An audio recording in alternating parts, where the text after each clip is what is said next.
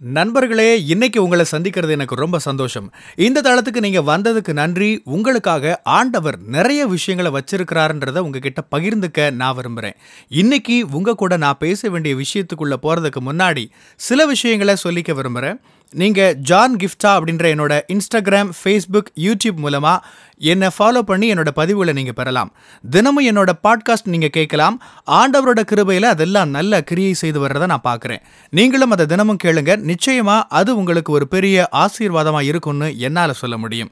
John கிஃப்டா அப்படின்ற என்னோட யூடியூப் சேனலை தினமும் பார்க்க மறக்காதீங்க.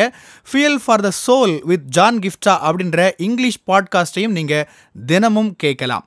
www.johngifta.com அப்படின்ற என்னோட வெப்சைட்லையும் இதெல்லாமே இருக்கும். இன்னைக்கு நம்ம எல்லாருக்கும் ரொம்ப பரிச்சயமான ஒரு வசனத்திலிருந்து உங்க கூட பேச விரும்புகிறேன். இதை நீங்கள் பல செய்திகளில், வாக்குத்தத்தங்களில் அப்படின்னு பல தடவை நீங்கள் கேட்டிருக்கலாம்.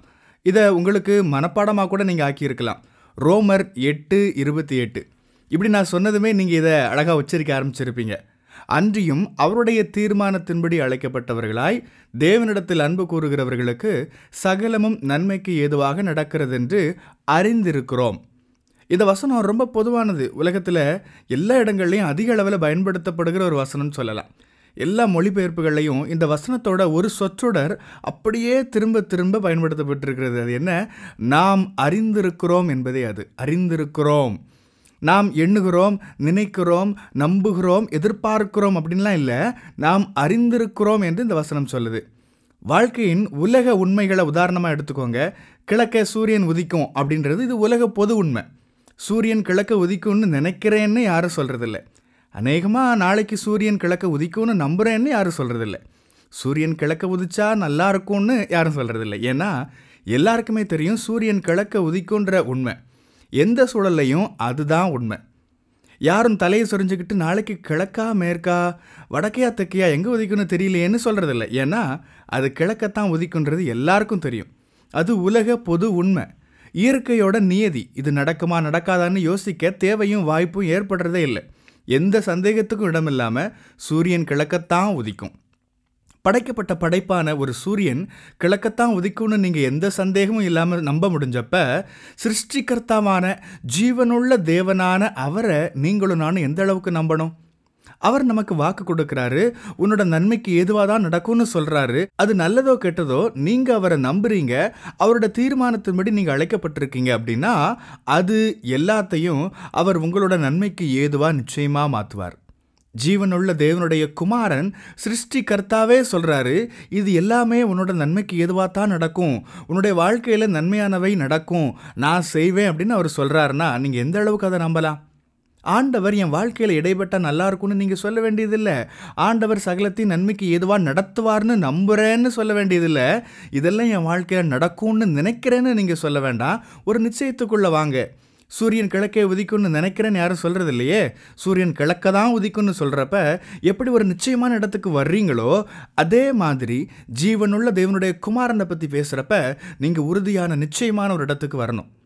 நான் உன்னோட வாழ்க்கையில் இடைப்படுவேன்னு அவர் சொல்கிறப்ப, சகலமும் நன்மைக்கு ஏதுவாக நடக்கும்னு அவர் சொல்கிறப்ப, அவரோட தீர்மானத்தின்படி அழைக்கப்பட்ட நீங்கள் அவரை நேசிக்கிறப்ப, உனக்காக நான் நன்மைகளை நல்ல திட்டங்களை வச்சிருக்கிறேன்னு அவர் சொல்கிறப்ப, குறிக்கப்பட்ட அவரோட நேரத்தில் அவர் எல்லாவற்றையும் மிக நேர்த்தியாக செய்து முடிப்பார்.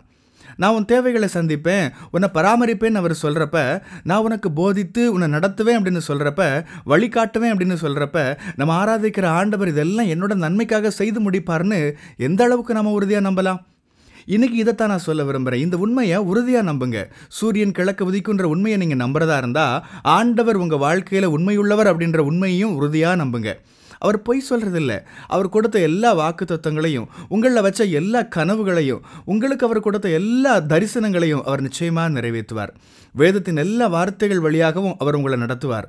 உங்கள் இதயத்தில் ஆண்டவர் பேசுகிற எல்லா வார்த்தைகளையும், அது உங்களுக்கு புரியுதோ இல்லையோ, ஆண்டவர் அதன் வழியாக உங்களை நடத்துவார். கடைசியாக என் ஆண்டவர் என்ன நடத்தினார்னு நீங்கள் சொல்லுவீங்க. இன்றைக்கி உங்களோட மொழிநடையை மாற்றணும்னு நான் விரும்புகிறேன். ஆண்டவர் செய்வாருன்னு நினைக்கிறேன், நம்புகிறேன், விரும்புகிறேன் அப்படின்னு சொல்கிறத நிறுத்துங்க. ஒரு உறுதியான இடத்துக்கு நீங்கள் வாங்க. என் ஆண்டவர் செய்வார்னு உறுதியாக சொல்லுங்கள். என் ஆண்டவர் என்னை கைவிட மாட்டார்னு எனக்கு தெரியும்னு சொல்லுங்கள். என்னோட ஆண்டவர் உண்மை உள்ளவர்னு எனக்கு தெரியும்னு சொல்லுங்கள். அவரோட உண்மையை நான் சார்ந்திருக்கிறேன்னு சொல்லுங்கள்.